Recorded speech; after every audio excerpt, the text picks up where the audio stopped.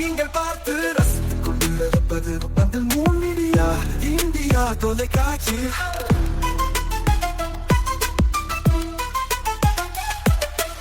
நீங்கள் பார்த்து ரசித்துக் கொண்டிருப்பது உங்கள் மீடியா இந்தியா தொலைக்காட்சி.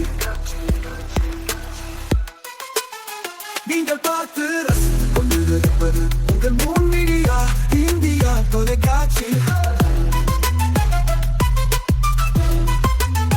நீங்கள் பார்த்து ரசித்துக் கொண்டிருப்பது உங்கள் மீடியா இந்தியா தொலைக்காட்சி.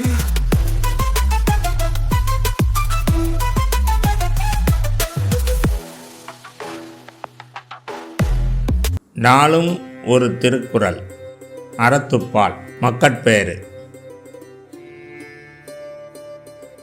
அமிழ்தனும் ஆற்ற இனிதே தம் மக்கள் சிறுகை அளாவிய கூழ். விளக்கம். சிறந்த பொருளை அமிர்தம் என குறிப்பிட்டாலும் கூட தம்முடைய குழந்தைகளின் பிஞ்சு கரத்தால் அளாவப்பட்ட கூழ் அந்த அமிர்தத்தை விட சுவையானதாக விடுகிறது. வணக்கம். முன் மீடியா செய்திகளுக்காக உண்ணாமலை சம்பந்தம். இன்றைய முக்கிய செய்திகள்.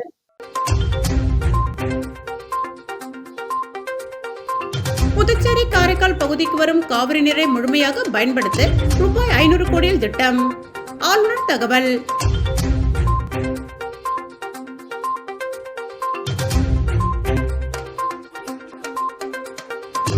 நூற்றி 12 காவலர்களுக்கு பணியாணை வழங்கும் விழா ஆளுநர் முதல்வர் தலைமையில் நடைபெற்றது.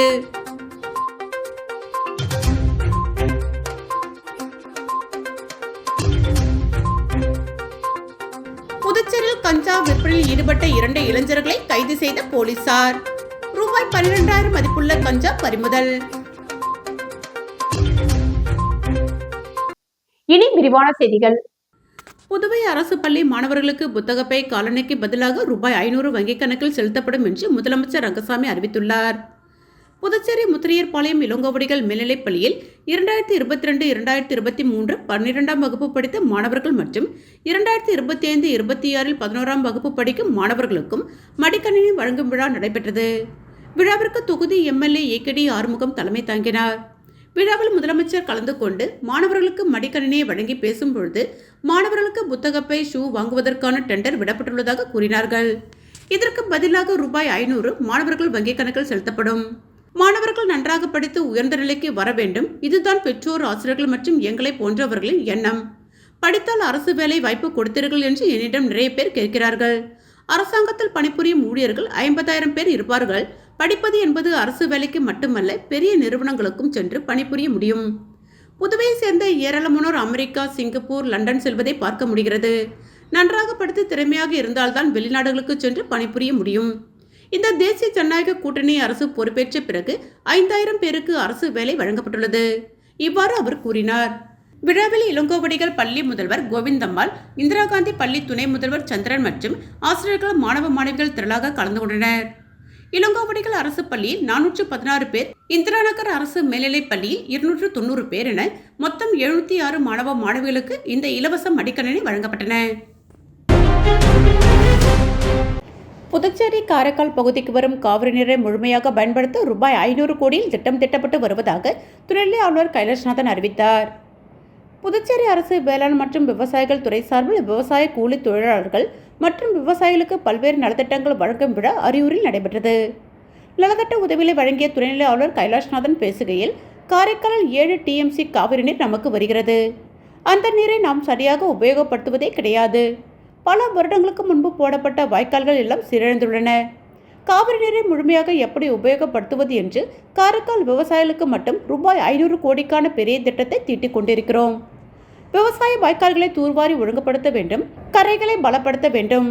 இது விவசாயிகளுக்கு பெரிதும் பயன்படும். தண்ணீர் வீணாவதை தடுத்து சேமிக்க முடியும். நிலத்தடி நீர் அதிகரிக்கும் என்றார்.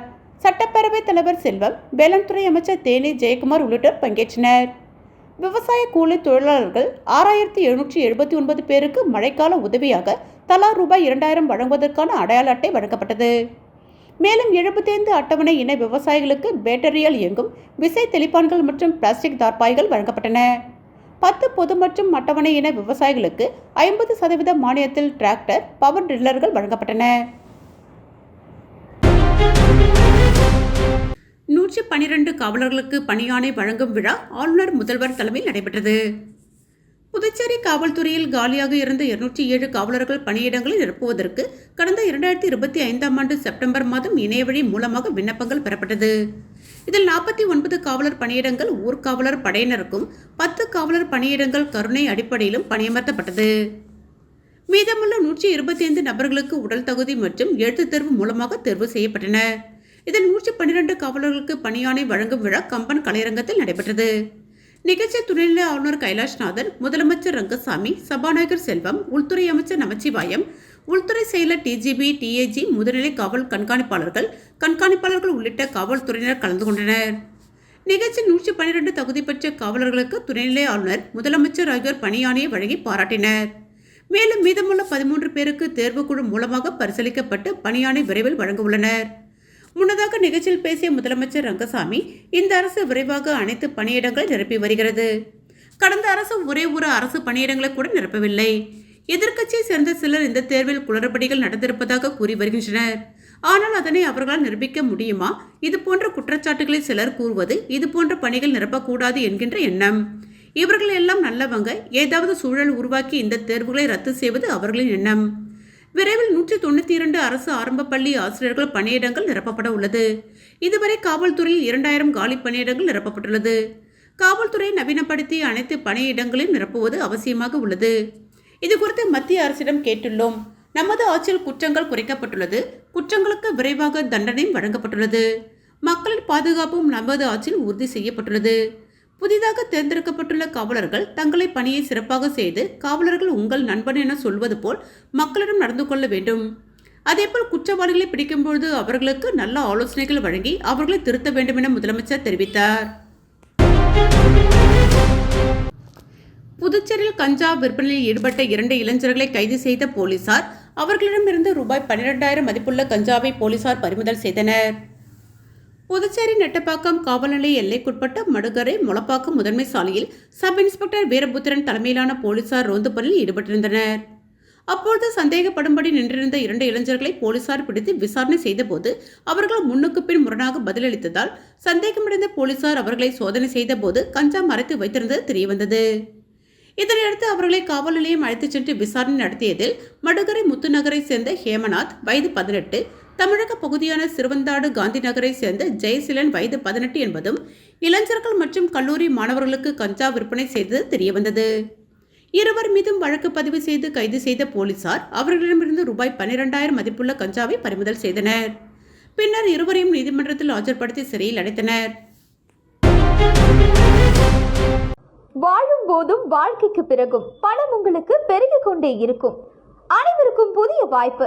நீங்கள் உழைக்கும் குணம் கொண்டவரா? அப்படியானால் நீங்கள் நேர்மையுடன் முதலீடு இல்லாமல் சம்பாதிக்க அரிய வாய்ப்பை நாங்கள் தருகிறோம். மேலும் எரிவாயு godown, super market, solar plant அமைத்து பணம் சம்பாதிக்கலாம்.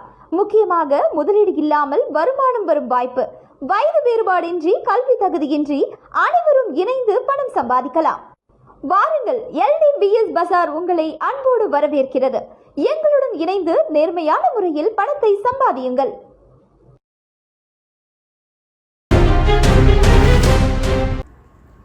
புதுவை போக்குவரத்து அலுவலகம் முன்பு உதவும் கரங்கள் ஓட்டுநர் சங்க உறுப்பினர்கள் ஆர்ப்பாட்டம் நடைபெற்றது. இதில் MLA சம்பத்குமார் கலந்து கொண்டு பேசினார். புதுவை டாக்ஸி ஓட்டுநர்களுக்கு எதிராக செயல்படுவதாக கூறி புதுவை போக்குவரத்து அலுவலகத்தை கண்டித்து மரப்பாலத்திலிருந்து ஊர்வலம் புறப்பட்டது.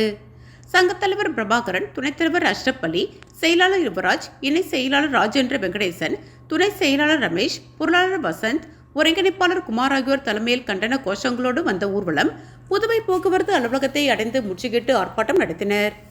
முன்னதாக சட்டமன்ற உறுப்பினர் சம்பத்குமார் தலைமையில் சங்க பொறுப்பாளர்கள் ஒன்றிணைந்து தங்கள் கோரிக்கை மனுவை வட்டார போக்குவரத்து அலுவலகத்தில் சமர்ப்பித்தனர். பின்னர் நடைபெற்ற கண்டன ஆர்ப்பாட்டத்தில் சட்டமன்ற உறுப்பினர் சம்பத் போக்குவரத்து துறையின் காவலர்களை கண்டித்து பேசினார். பயணிகளின் பாதுகாப்பிற்காக புதிய மோட்டார் வாகன விதிப்படி ரூபாய் 8,000 முதல் ரூபாய் 12,000 வரை சொந்த பணம் கொடுத்து ஜிபிஆர்எஸ் கருவியையும் ரூபாய் 3,000 முதல் ரூபாய் 5,000 வரை கொடுத்து வேக கட்டுப்பாட்டு கருவியையும் தங்கள் வாகனங்களில் பொருத்தி இருப்பதாகவும் பாதுகாப்பை அவர்கள் ஒருபோதும் எதிர்க்கவில்லை. ஆனால் ஒவ்வொரு ஆண்டும் வாகனத்திற்கு தகுதி சான்று FC எடுக்கும் பொழுது இந்த கருவிகளை பராமரிக்கிறோம் என்ற பெயரில் தனியார் நிறுவனங்கள் ரூபாய் 3,000 முதல் ரூபாய் 4,500 வரை ரெனுவல் கட்டணம் வசூலிக்கின்றன. எந்திரத்தில் எந்த கோளாறும் இல்லை என்றாலும் இந்த பணத்தை கட்டினால்தான் FC கிடைக்குமென நிலை உள்ளதாகவும் தொழிலாளியிடம் ஆண்டுதோறும் நடக்கும் இந்த கட்டாய பகற்கொள்ளையை அரசு தடுத்து நிறுத்த வேண்டும். பிளா பிளா பிளா கார், மேக் மை ட்ரிப் போன்ற நிறுவனங்கள் சட்ட விரோதமாக தங்கள் செயலிகள் ஆப் மூலம் வாடகைக்கு இயக்குவதாக குற்றம் சாட்டினர். அரசு உடனடியாக இந்த செயலிகளை புதுச்சேரியில் தடை செய்ய வேண்டும் என்று சட்டமன்ற உறுப்பினர் சம்பத்குமார் கோரிக்கை வைத்தனர். இந்த கண்டன ஆர்ப்பாட்டத்தில் சங்க ஆலோசகர் பிராங்க்லின் பிரான்சுவா, CATUC மாநில பொதுச் செயலாளர் சீனிவாசன், CATU மாநில துணைத் தலைவர் மதிவாணன், CATU தனியார் போக்குவரத்து தொழிலாளர் சங்கத்தின் தலைவர் அந்தோனிதாஸ், CATU மாநில செயலாளர் விஜயகுமார், தமிழகம் சார்பில் அழகர், புதுவை மாநில மினி லாரி உரிமையாளர்கள் மற்றும் முகவர்கள் சங்கத்தின் சார்பில் முருகசாமி, சிகரம் உரிமையாளர் மற்றும் ஓட்டுநர் சங்கம் சார்பில் வேலு ஆகியோர் கண்டன உரையாற்றினர். மற்றும் சங்கத்தின் உறுப்பினர்கள் என 200க்கும் மேற்பட்டவர்கள் ஆர்ப்பாட்டத்தில் கலந்து கொண்டனர்.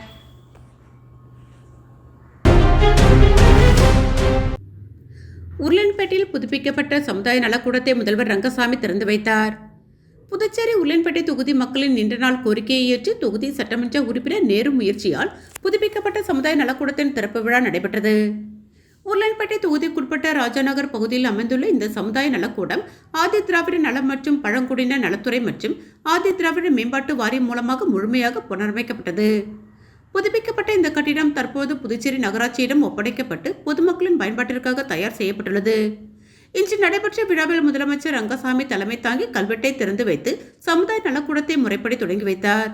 இவ்விழாவில் தொகுதி சட்டமன்ற உறுப்பினர் நேரு முன்னிலை வகித்து இப்பகுதி மக்களின் சமூக தேவைகளுக்காக இந்த கட்டிடம் நவீன வசதிகளுடன் மேம்படுத்தப்பட்டதை உறுதி செய்தார். இந்நிகழ்ச்சியில் அரசு அதிகாரிகள் தரப்பில் அதிகாரிகள் கலந்து கொண்டனர்.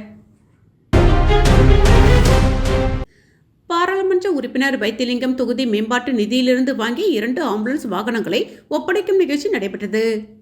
கிராமப்புறத்தில் உள்ள ஆரம்ப சுகாதார நிலையங்களுக்கு சிகிச்சை பெற வரும் நோயாளிகளில் மேல் சிகிச்சை தேவைப்படுபவர்களை உடனடியாக புதுச்சேரி நகரத்தில் உள்ள இந்திரா காந்தி அரசு பொது மருத்துவமனை, கதிர்காமம் அரசு மருத்துவக் கல்லூரி, ஜிப்மர் ஆகிய மருத்துவமனைகளுக்கு அழைத்துச் செல்ல 2 ஆம்புலன்ஸ் வாங்கி தரும்படி புதுச்சேரி சுகாதாரத்துறை பாராளுமன்ற புதுச்சேரி மக்களவை உறுப்பினர் வைத்திலிங்கத்திடம் கோரிக்கை வைத்தது.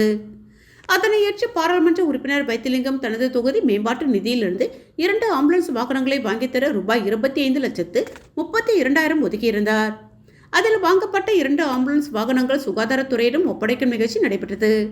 சுகாதாரத்துறை இயக்குநர் அலுவலகத்தில் நடைபெற்ற இந்நிகழ்ச்சியில் பாராளுமன்ற உறுப்பினர் வைத்திலிங்கம் கலந்து கொண்டு ஆம்புலன்ஸ் வாகனங்களை ஒப்படைத்தார்.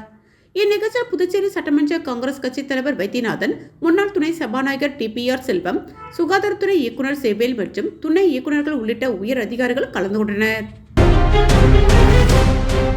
வாழும் போதும் வாழ்க்கைக்கு பிறகும் பணம் உங்களுக்கு பெருகிக் கொண்டே இருக்கும். அனைவருக்கும் புதிய வாய்ப்பு. நீங்கள் உழைக்கும் குணம் கொண்டவரா? அப்படியானால் நீங்கள் நேர்மையுடன் முதலீடு இல்லாமல் சம்பாதிக்க அரிய வாய்ப்பை நாங்கள் தருகிறோம். மேலும் எரிவாயு godown, super market, solar plant அமைத்து பணம் சம்பாதிக்கலாம். முக்கியமாக முதலீடு இல்லாமல் வருமானம் வரும் வாய்ப்பு. வயது வேறுபாடின்றி, கல்வி தகுதியின்றி அனைவரும் இணைந்து பணம் சம்பாதிக்கலாம். வாருங்கள், LDBS பஜார் உங்களை அன்போடு வரவேற்கிறது. எங்களுடன் இணைந்து நேர்மையான முறையில் பணத்தை சம்பாதியுங்கள்.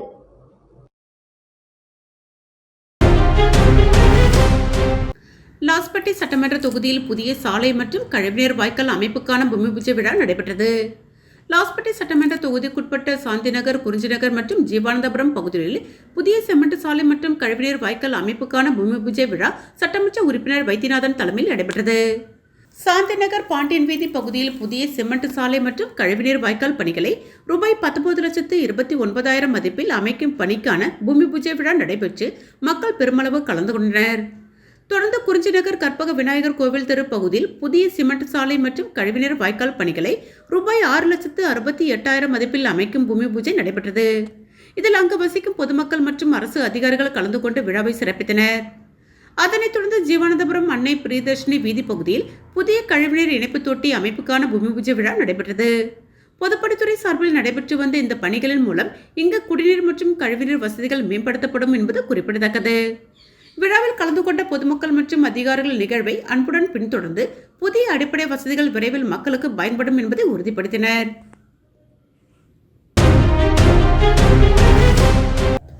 காங்கிரஸ் பாஜக மோதல், ஆனந்தபாபு நடராஜன் கண்டனம். இளைஞர் காங்கிரஸ் தலைவர் ஆனந்தபாபு நடராஜன் பத்திரிகையாளர்களிடம் தெரிவித்ததாவது: புதுச்சேரியில் பாஜகவினர் முதலில் ராகுல் காந்தி உருவத்தை கட்சி அலுவலகம் முன் ஒட்டினர். பதிலாக காங்கிரஸ் கட்சியினர் மோடி உருவ பொம்மை கொளுத்த முயன்ற போது காவல்துறையினர் தடுத்து தள்ளுமுள்ளு ஏற்பட்டது. நடராஜன் கூறியதாவது: காங்கிரஸ் கட்சியினர் மீது வழக்கு பதிவு செய்யப்பட்டுள்ளது. ஆனால் பாஜகவினர் கல், தடி போன்ற ஆயுதங்களால் தாக்கிய சம்பவத்திற்கு நடவடிக்கை எடுக்கப்படவில்லை. மேலும் பாஜகவினர் காங்கிரஸ் கட்சியினர் வீடுகளில் அத்துமீறி நுழைந்து முதியோர் மற்றும் பெண்களை மிரட்டியுள்ளனர்.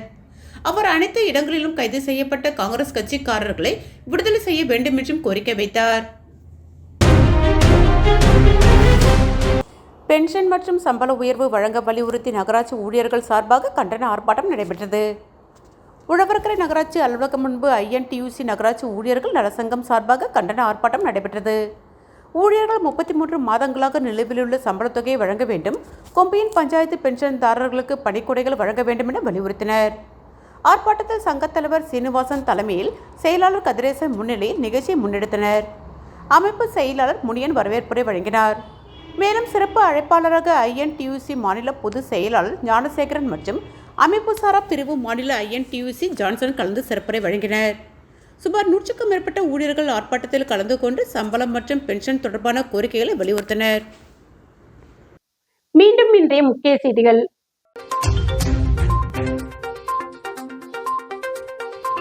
புதுச்சேரி காரைக்கால் பகுதிக்கு வரும் காவிரி நீரை முழுமையாக பயன்படுத்த ரூபாய் 500 கோடியில் திட்டம். ஆளுநர் தகவல்.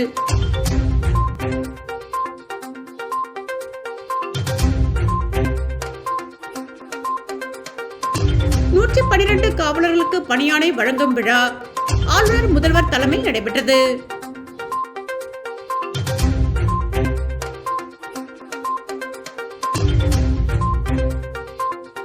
புதுச்சேரியில் கஞ்சா விற்பனையில் ஈடுபட்ட 2 இளைஞர்களை கைது செய்த போலீசார். ரூபாய் 12,000 மதிப்புள்ள கஞ்சா பறிமுதல். இத்துடன் செய்திகள் நிறைவடைந்தன. செய்திகளை உடனுக்குடன் தெரிந்து கொள்ள மூன் மீடியா வாட்ஸ்அப் சேனலுடன் இணைந்திருங்கள். வணக்கம்.